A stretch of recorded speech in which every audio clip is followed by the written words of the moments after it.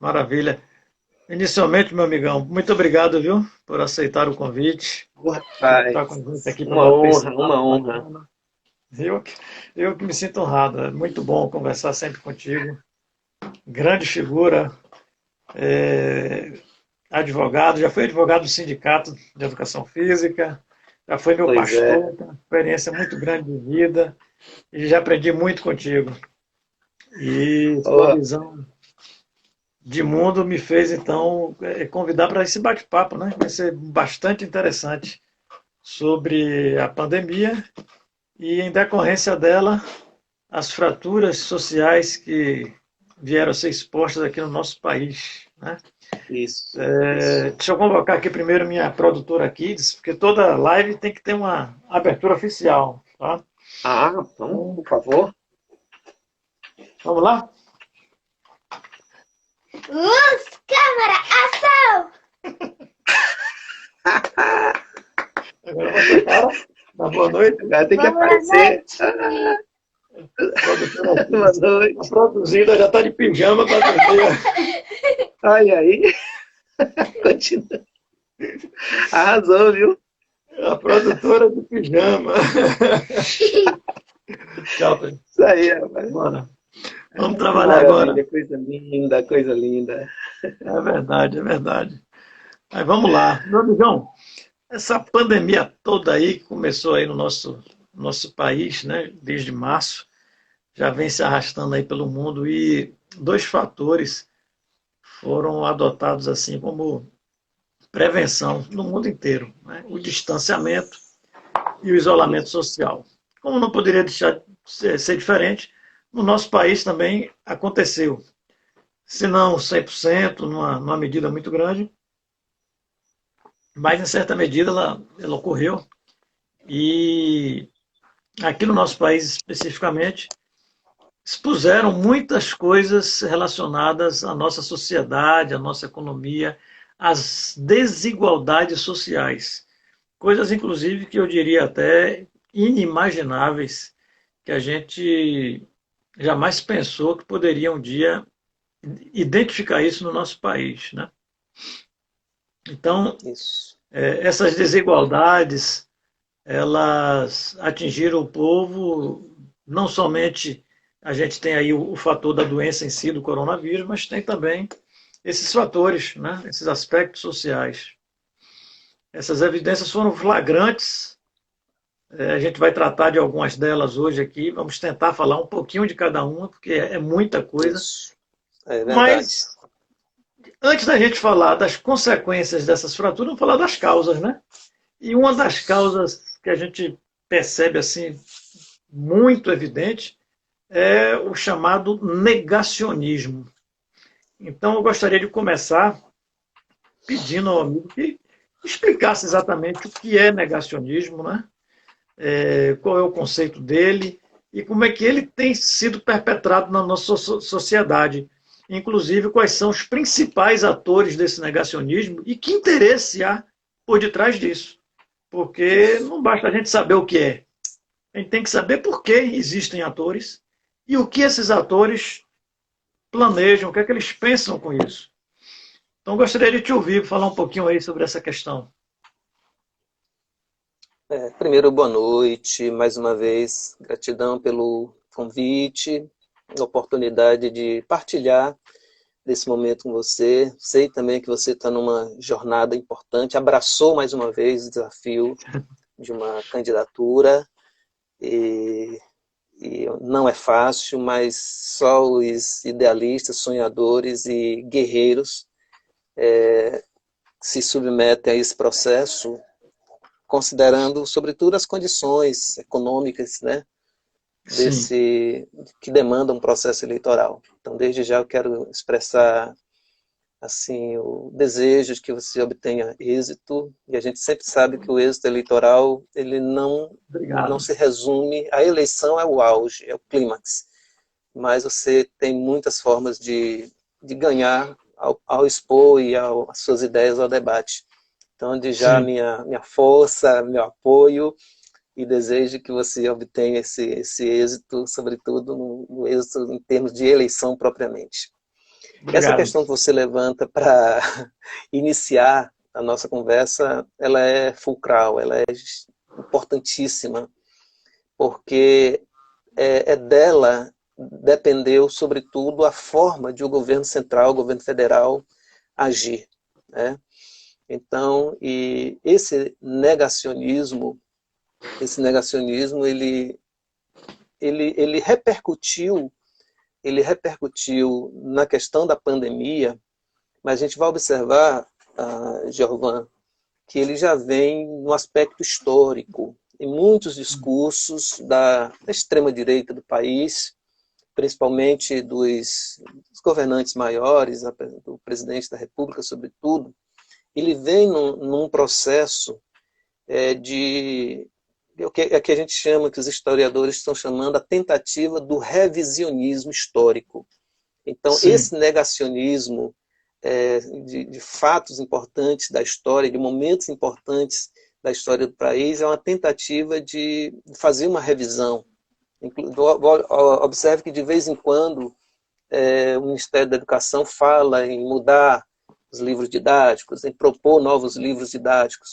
Então, a gente percebe que, do ponto de vista histórico, você tem a questão da negação e a manipulação dos fatos. Por exemplo, o tráfico de escravo, que é talvez o maior escândalo da história do Brasil, dos 520 anos do Brasil, quase 400 anos foi vivendo um processo de escravidão, de verdade. escravização de povos africanos, e, no entanto, você viu, a gente tem muitos discursos relativizando a escravidão. Da mesma forma, o golpe civil-militar e empresarial de 1964 é um outro tópico que a extrema-direita vem negando e tentando reescrever e disputar uma outra narrativa de forma assintosa. Então, ou seja, quem nega o processo de escravização de irmãos africanos, quem nega o golpe militar de 1964, quem diz que o nazismo era de esquerda, então chegar a negar a pandemia é pouca coisa. Pouca coisa em termos de falar, na forma de expressar. Mas, assim, quando a gente se deparou com o governo central do país chamando a pandemia de gripezinha, de resfriadozinho, e fazendo sérias críticas ao trabalho que os governadores estavam fazendo, a gente pressentiu que as consequências seriam absurdas. Então, nós tivemos cientistas sérios fazendo esse alerta para o país, que felizmente os governadores não ouviram o governo central ou a presidência e tomaram medidas que, se hoje nós contamos, infelizmente, com mais de 130 mil pessoas mortas, a previsão era bem mais absurda caso os governadores não tivessem assumido uma postura mais séria.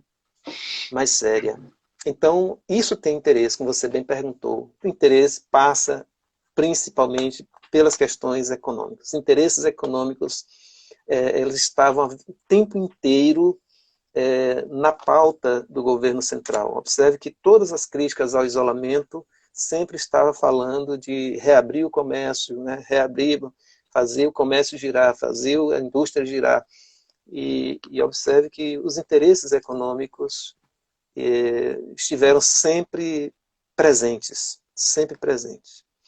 Então a gente acabou vivenciando um pouco esse dualismo com a ciência, a ciência e esse debate infindo que foi estabelecido.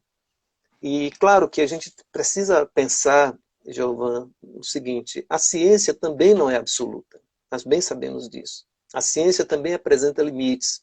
Você vai perceber que a análise, a compreensão da pandemia, ela foi progressiva. Você vê, no primeiro instante, o uso de máscara só era para quem trabalhava só para os profissionais de saúde. Depois Verdade. houve a compreensão de que seria para toda a comunidade. Então, a ciência foi avançando juntamente. Então, ela também não é absoluta. Mas é um momento, digamos assim, num caso como este, é a voz da ciência, são pessoas que se debruçam, dedicam a vida para estudar essas questões. E o papel do Estado é tomar providências para proteger a população.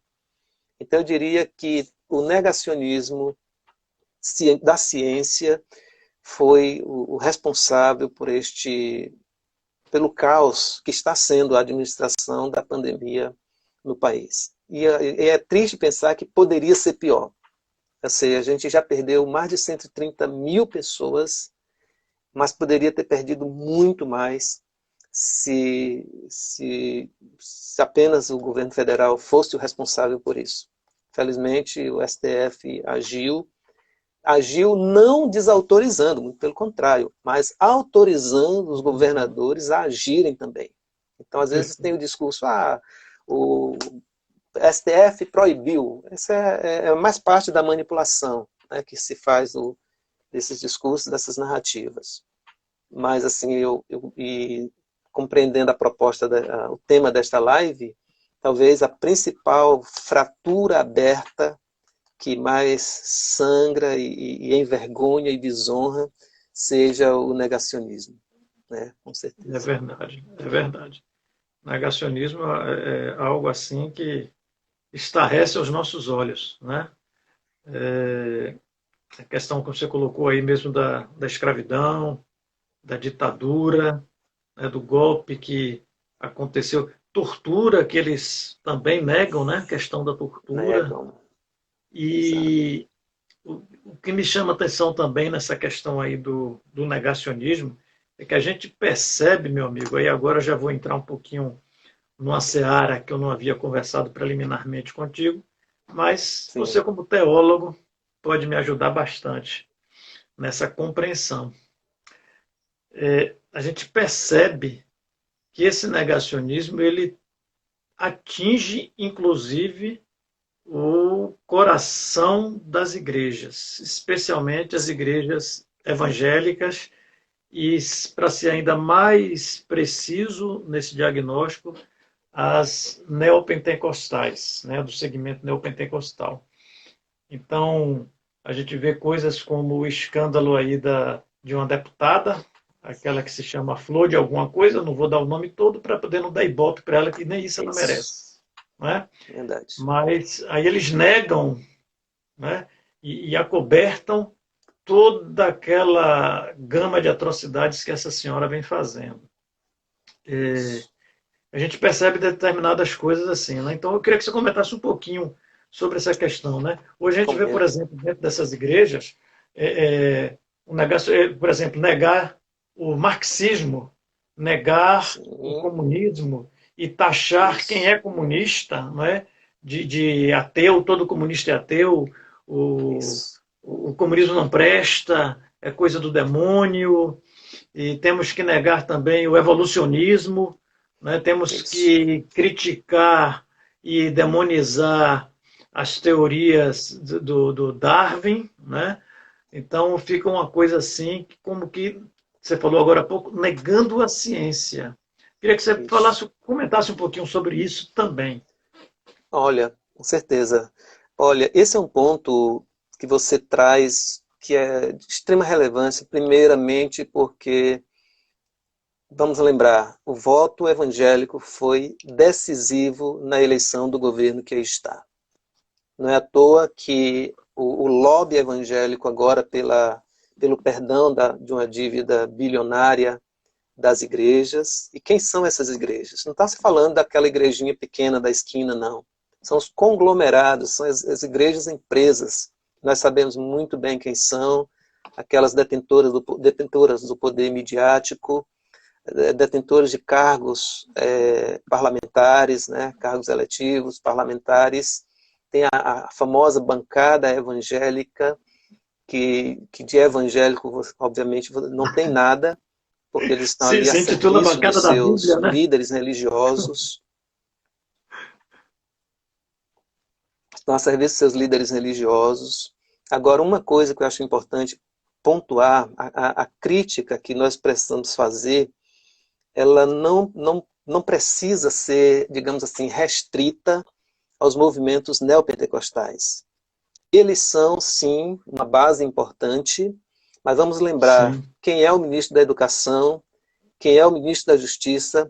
O primeiro escalão, parte do primeiro escalão do governo, pertence às igrejas históricas. históricas, Então, verdade. veja só, as igrejas neopentecostais estão na base de apoio, mas quem está no primeiro escalão são igrejas históricas, são líderes Bem lembrado. presbiterianos, são líderes Presbiterianos. batistas, ou seja, essas pessoas também, se estão lá porque concordam com esse Sim, tipo de política, concordam com esse tipo coadulam, de né, com isso. visão e concordam, sobretudo, com essa demonização dos partidos de esquerda, com os partidos comunistas, socialistas de modo geral, e demonizam isto.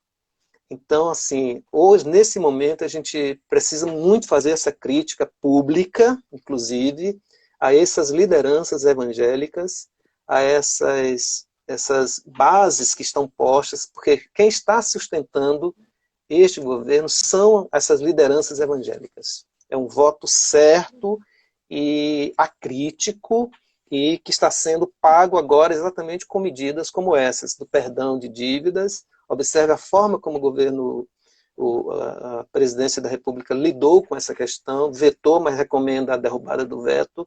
Ali é a dívida de campanha pelo apoio dado. Então, Perfeito. assim, quando precisamos fazer a crítica aos evangélicos, mas aos batistas, aos presbiterianos e aos Perfeito. neopentecostais de modo geral, e inclusive percebendo que muitos dos irmãos neopentecostais estão nas periferias, são tão Verdade. vítimas quanto os outros, quanto nós, e são muito manipulados por essas lideranças. Então a crítica a gente precisa fazer aos seus líderes, aos donos de televisão, aos pastores midiáticos que manipulam um sem número de pessoas usando falsamente o nome do evangelho. Então, Flor de Lis, perdão, a pessoa lá falou alguma coisa, é só um produto.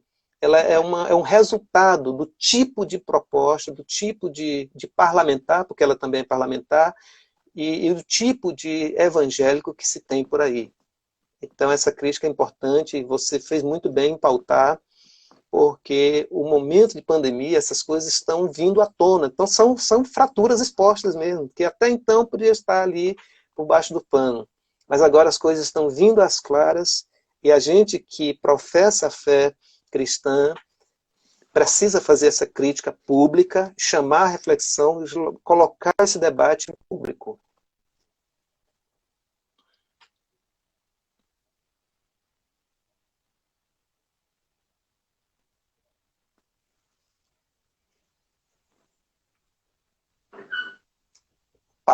Me ouve? Deu uma travadinha aqui. Pronto. A última fala sua que eu percebi aqui foi quando você falou do debate público. Pronto, exatamente, o que eu estava falando assim, a importância de a gente pautar publicamente Sim, esse debate, é, dizendo realmente o que reza, o que diz a Bíblia sobre o que é ser cristão, o que é ser evangélico, e o que essas pessoas fazem em nome do Evangelho, em nome de Deus. Então há uma discrepância importante, e esse momento é o momento também de fazer esse debate. com certeza. Mandar um abraço aí para minha aluna Lidiane, entrou aí, Marquinhos, Manu, Marcos Santos, Marilene, Oswaldo, professor Oswaldo, Aline, Marinil Samaria. Quem tiver pergunta, quiser fazer algum comentário, pode escrever aí e mandar para a gente, tá? Fiquem à vontade. Meu amigo, a gente teve aí a questão também de uma galera que ninguém conhecia. O governo não tinha a menor ideia da existência desse povo. mais de 65 milhões de pessoas que nós estamos denominando de invisíveis, né? Que são aquelas pessoas que foram contempladas com o programa emergencial de auxílio de renda de R$ 600, que na verdade a priori seria de 250, era a proposta do governo federal. O Congresso Nacional ampliou para 600 e o governo federal, inclusive, agora vem trabalhando para reduzir para 300. Vai manter, mas propondo redução para R$ 300. Esses invisíveis que foram achados no auxílio emergencial foram, inclusive, essa semana, de uma forma pitoresca, inclusive, apontados como causadores, né, do aumento do preço do arroz, do óleo, enfim. Isso. Né? Eu gostaria que você comentasse um pouquinho, então, sobre esses invisíveis e essa dificuldade tão grande que a gente tem na sociedade, que demonstra, então, na própria carne, o quanto nós temos de pessoas que passam dificuldades nesse país, né? Que não tem CPF, não tem não tem carteira profissional assinada, não tem uma renda fixa, não tem nada. Comenta um pouquinho para a gente aí sobre esses invisíveis, amigão. Rapaz, e que é uma pena, assim, a gente... A designação de invisíveis, porque isso aí é um projeto, né? Fala-se que o projeto neoliberal capitaneado por Paulo Guedes, é como se eles quisessem um país de 80 milhões de pessoas. Um país que, ou seja, eles não pensam um país de mais de 200 milhões como o Brasil. Eles pensam um país de 80 milhões de pessoas. Ou seja, para eles, o resto é resto. Então, você tem essa grande massa invisibilizada e que foi encontrada, digamos assim, abre aspas aí para dizer que foi encontrada. A gente, por exemplo, eu trabalho na Secretaria de Assistência e acompanho um pouco a movimentação do Cadastro Único, que é sempre um dos pontos, né, que abre as portas para os serviços, benefícios socioassistenciais dos governos, e há um passivo enorme, ou seja, grande parte dessa população não estava acolhida, não estava inclusa no Cadastro Único, né, no Cadastro Único. Então, para mostrar assim o quanto você tem de vidas vivendo aquilo que se chama abaixo da linha de pobreza. Mas assim, o mais interessante é a gente perceber não apenas digamos assim, a emergência desses invisíveis, mas no processo de distribuição do auxílio, o contingente de aproveitadores, né, de pessoas que não tinham direito, não deveriam receber, e esse contingente é enorme. Ou seja, se a gente acompanhou o escândalo da saúde no Rio de Janeiro, e achou assim um absurdo as pessoas desviarem o dinheiro em plena pandemia, dinheiro público, dinheiro exclusivo para o combate à pandemia. Nós tivemos aí um contingente enorme, inclusive de militares, servidores públicos, que receberam indevidamente o auxílio. Ou seja, nós que temos uma tradição de criminalizar a pobreza, criminalizar os pobres, e nós vimos que quem foi que fez os movimentos para assaltar os cofres públicos.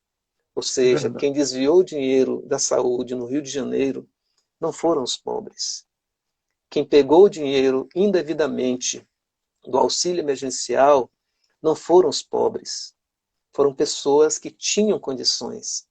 Então, a hipocrisia e o escândalo no país passa exatamente por isso. Então, assim, é fácil apontar e criminalizar os empobrecidos. É fácil apontar e criminalizar as pessoas que mais precisam. Mas há uma condescendência absurda com aqueles que assaltam os cofres públicos. Chefe caponeiro aí entrando, adventista, viu? Grande colega, grande amigo. Maravilha. Agora, uma comunidade que eu sempre gosto de falar, até porque eu também, por dever de ofício, tenho lidado também uma comunidade invisibilizada, que é a população em situação de rua, Giovan. Sim. Inclusive, assim, é uma pauta que eu tenho falado a todo mundo que hoje é candidato.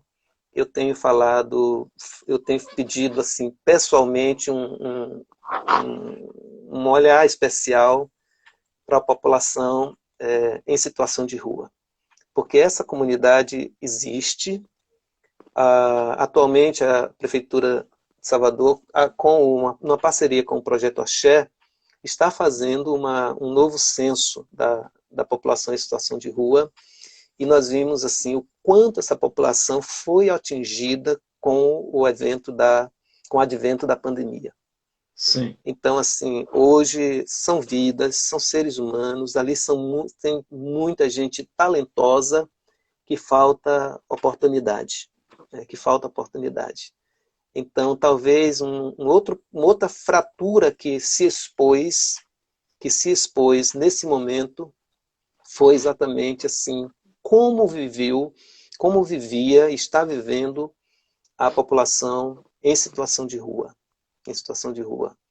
Ou seja, ali você viu alguns movimentos de governos com abrigos provisórios, a distribuição de alimentos, você tem assim a própria política de assistência social prevê os centros POP, né, que são centros de convivência, abrigos provisórios, as unidades de acolhimento institucional, todos voltados para a população em situação de rua.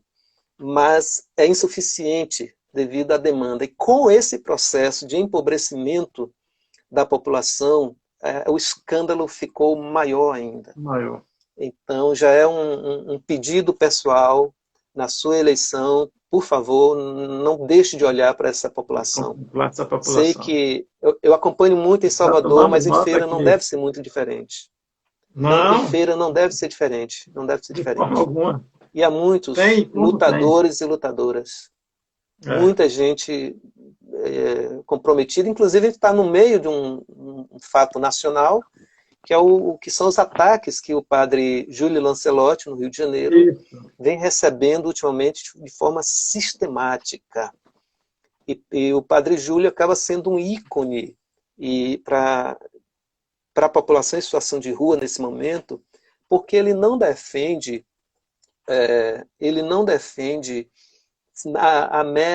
o mero assistencialismo, digamos assim.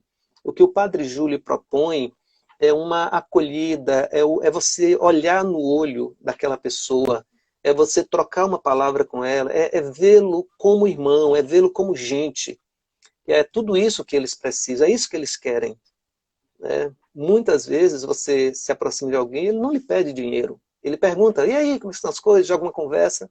E talvez é esse processo de humanização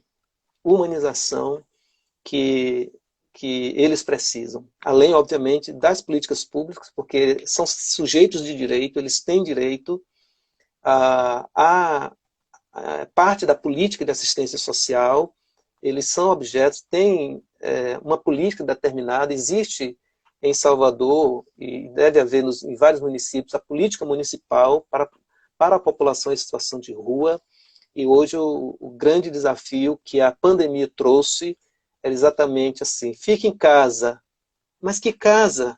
Para quem mora na rua, que casa? Então, o desafio, inclusive, da moradia digna a essa população, até para dizer para ficar em casa. Então, assim, dentre os invisibilizados, a gente destaca também a população em situação de rua. Pensar que o que é você acordar em tempos de chuva, em tempos de frio e não ter para onde ir. E depender e batalhar pelo pão de cada dia ali mesmo, né? Nos corres, como eles falam. Então é um drama social absurdo que a gente precisa observar.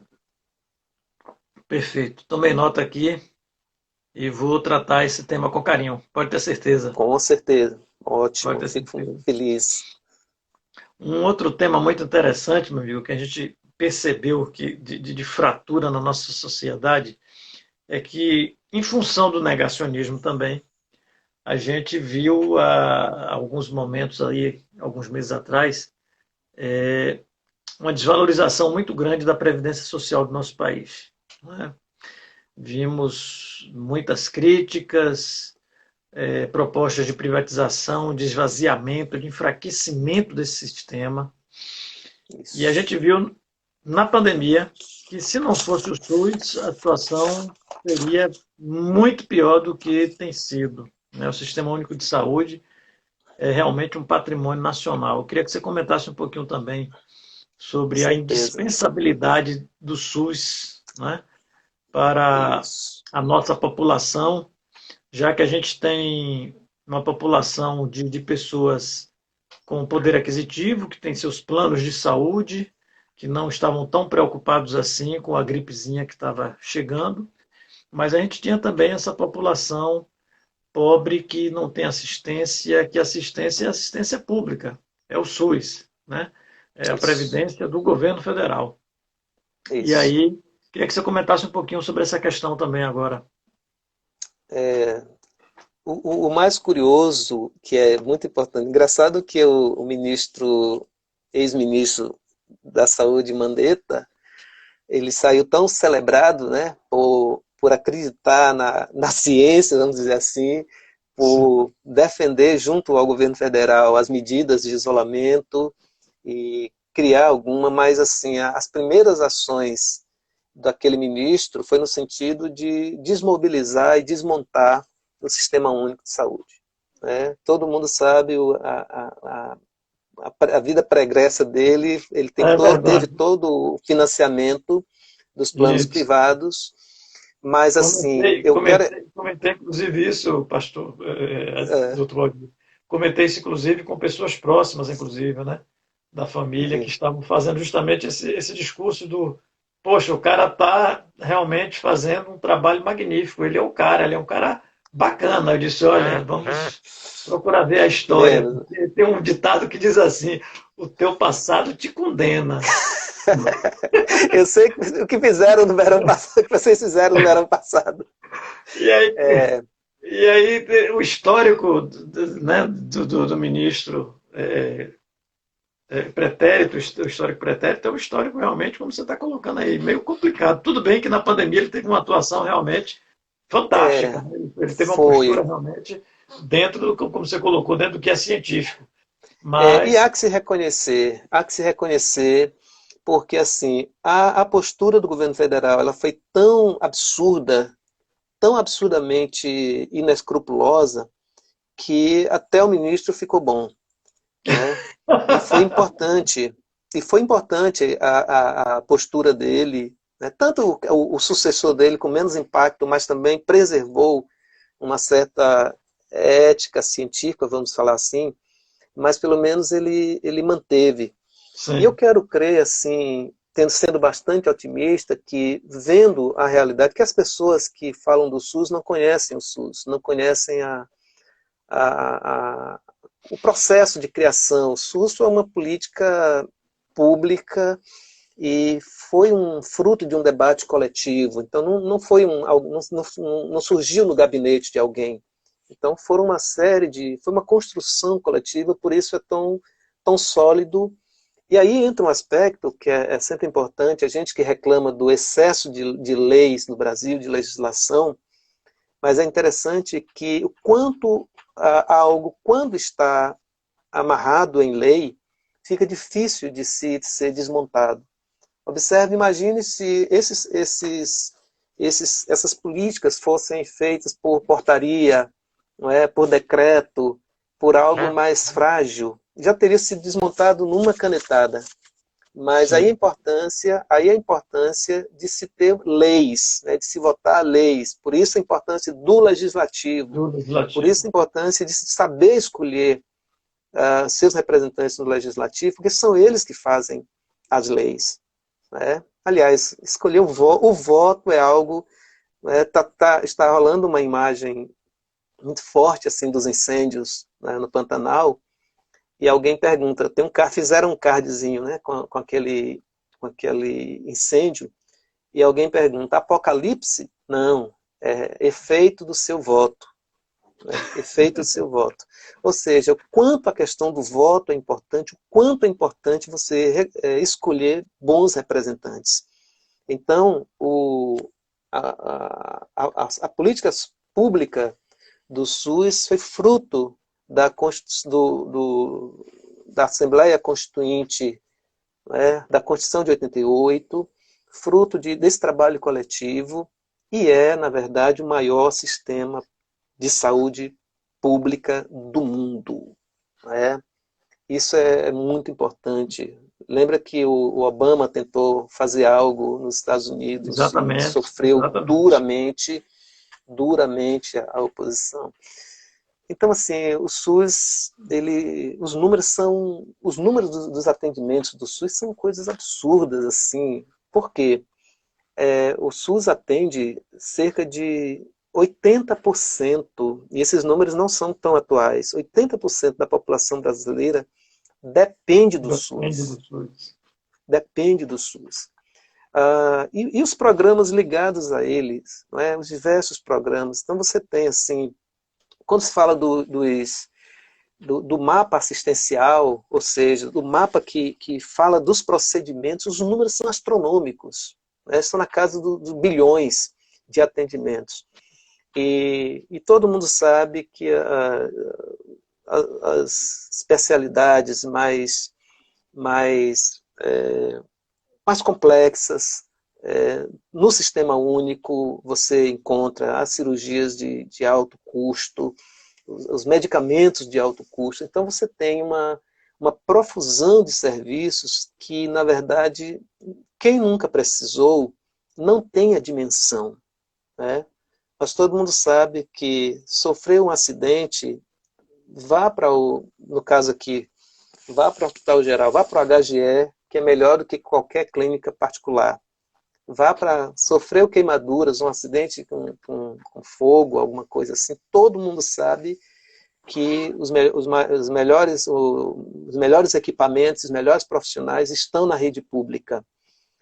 Então, às vezes, você tem uma campanha difamatória massiva, patrocinada pelos grandes conglomerados e pelo lobby da assistência privada, ou seja, tem toda uma ideologia, todo um projeto de desmonte dessa política pública.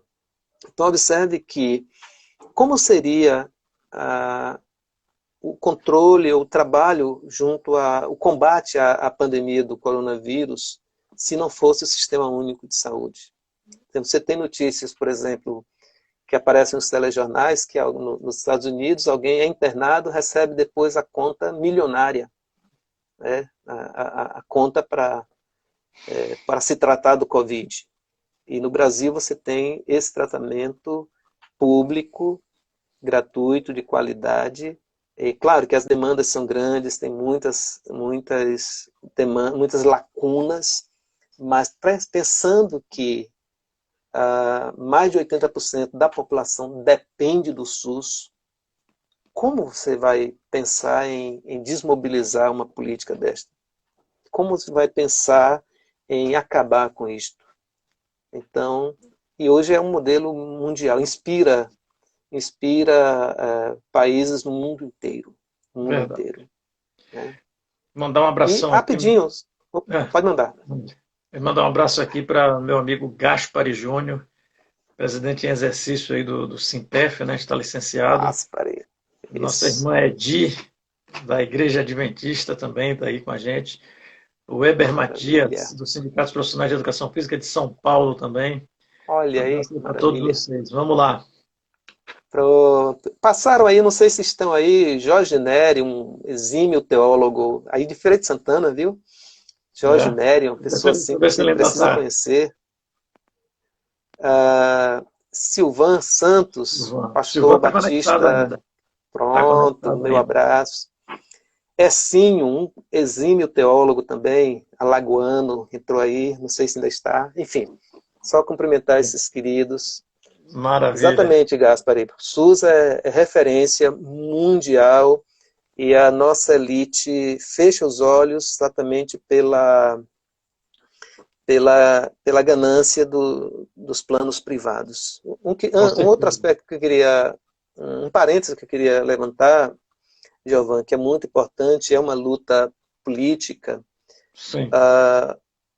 Os valores que com a emenda 95, a emenda constitucional 95, que é a chamada famosa emenda do teto, né, teto dos gastos, como é que chama? Teto dos gastos públicos.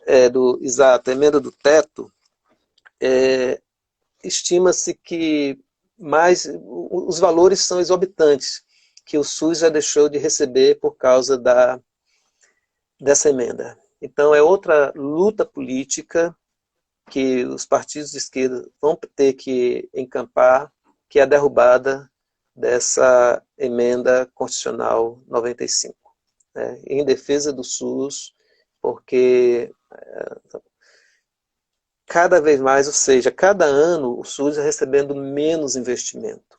A educação vai recebendo menos investimento a fim de não comprometer o teto dos gastos públicos, né?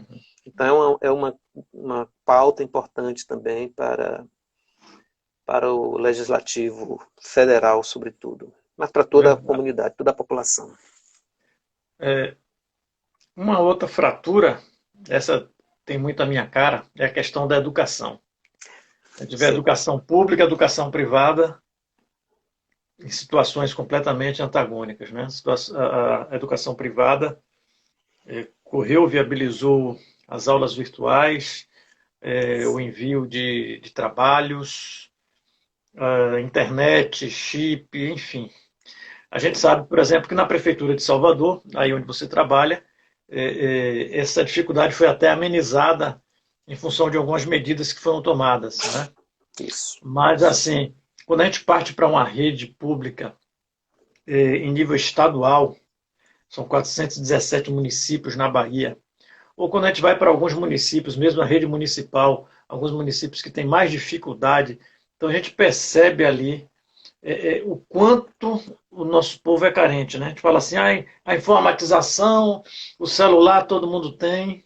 Não, amigo, o acesso realmente é muito restrito, né? Segundo uma pesquisa que foi feita aí, em torno de 35% dos alunos da rede estadual, eles não conseguem ter realmente o acesso.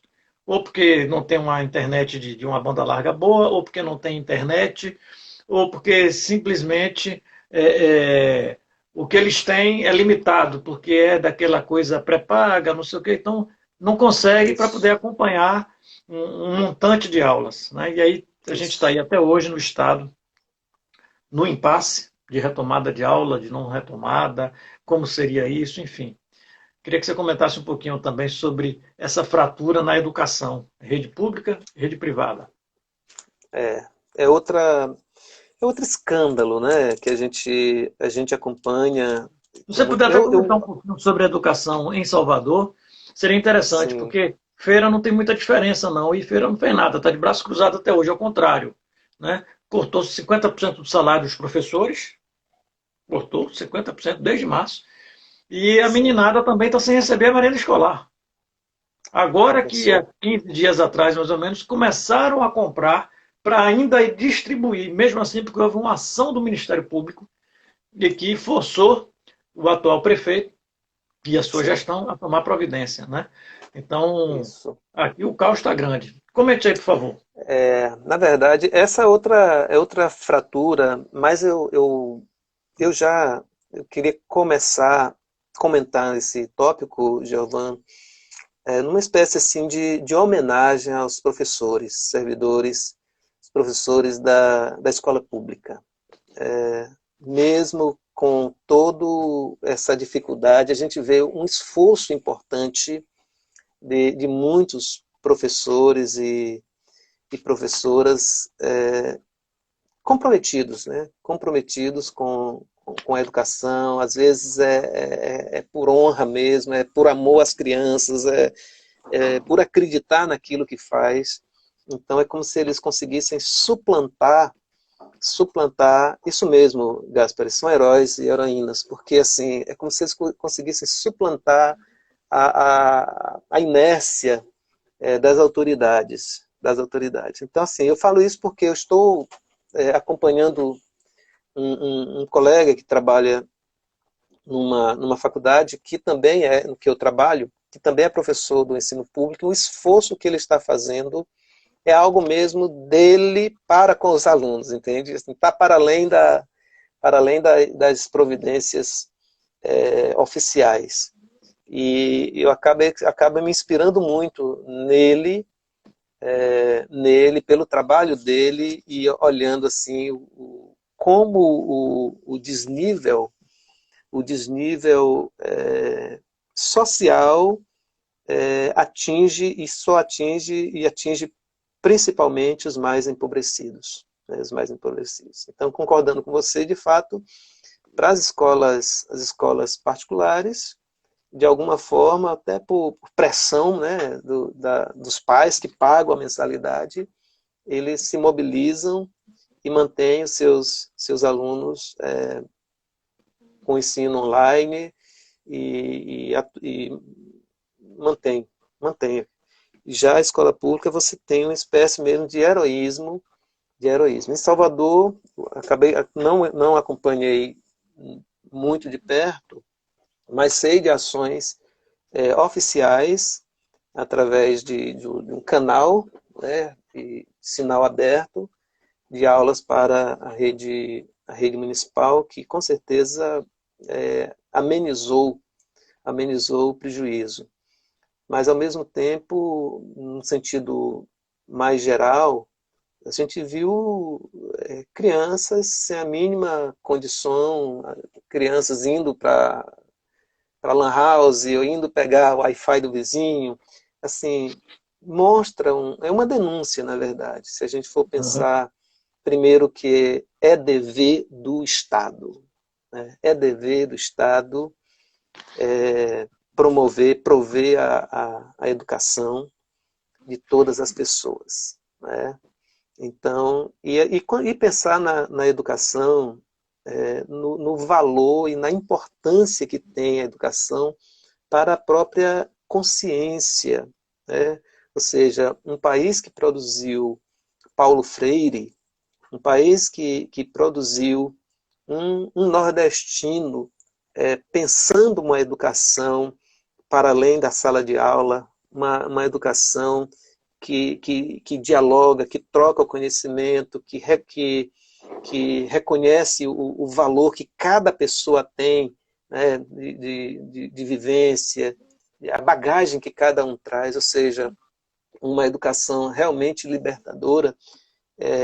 E só queria fazer esse resgate, que Sim. Paulo Freire, ele trabalha a ideia da educação, da pedagogia libertadora, num Sim. contexto em que o analfabetismo graçava absurdamente no país. Né? Então, ele cria uma educação libertadora que ensinava as pessoas a pensar, a refletir, que impactaria na qualidade do voto. Primeiro, naquele momento, o analfabeto não votava. Então, assim, o projeto que ele montou, e chegou a ser aprovado pelo governo, ia ser lançado por João Goulart em abril, e o golpe militar cortou essa possibilidade, mas assim, a previsão era de 5 anos ter um contingente absurdo de pessoas votando e votando conscientemente. Então, vou fazer um resgate rapidinho aqui da primeira experiência do método Paulo Freire na cidade Sim. de Angicos, no Rio Grande do Norte. na cidade de Angicos, ele, não ele propriamente, mas a equipe treinada por ele, alfabetizou em 40 horas distribuídas em 40 dias. 300 pessoas. Verdade. 300 lavradores. E o mais interessante é que depois desse processo, tempos depois, inclusive esse pessoal foi certificado pelo próprio João Goulart. Então, o João Goulart veio de Brasília para, no encerramento, entregar os certificados dessa turma, que foi a turma piloto. E tempos depois dessa turma, houve a primeira greve no município de Angicos. Né? Houve a primeira greve. Então, o pessoal entendeu que educar o povo era um perigo.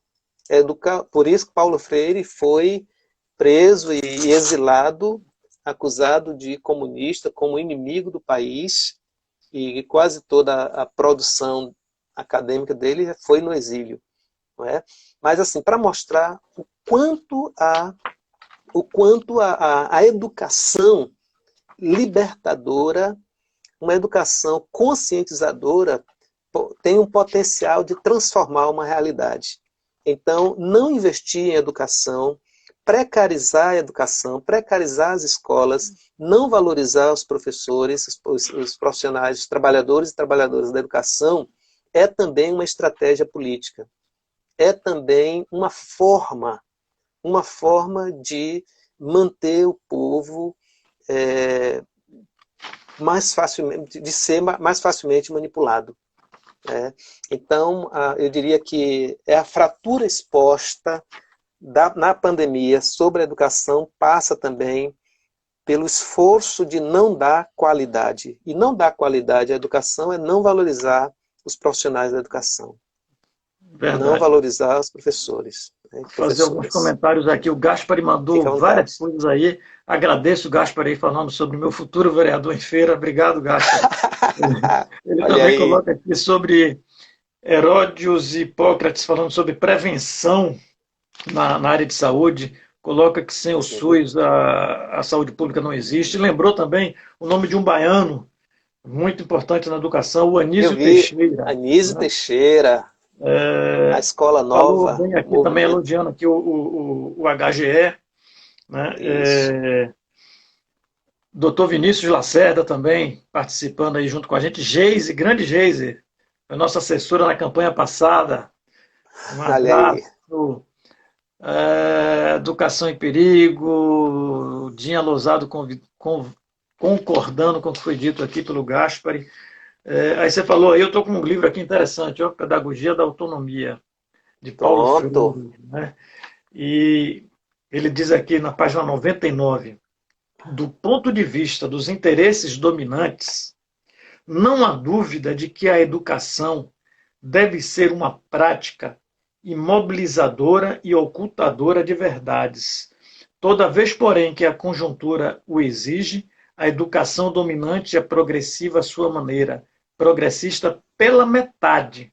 As forças dominantes estimulam e materializam avanços técnicos compreendidos e, tanto quanto possível, realizados de maneira neutra. Seria demasiado ingênuo, até angelical de nossa parte, esperar que esses políticos e a bancada ruralista aceitassem quieta e concordante a discussão de escolas rurais e até mesmo urbanas no país, que concordassem com a reforma agrária, com um projeto econômico, político e ético de maior importância para o desenvolvimento social. Então, isso aqui é a base da educação libertadora. Sou fã também, exatamente, tanto do Paulo Freire quanto do Anísio Teixeira, como lembrou bem o Gaspari, né?